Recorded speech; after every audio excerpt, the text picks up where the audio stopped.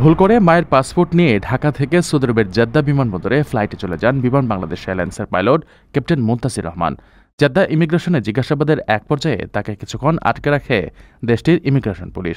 মঙ্গলবার রাতে এই ঘটনা ঘটেছে একাধিক গণমাধ্যমের প্রতিবেদনে বলা হয়েছে।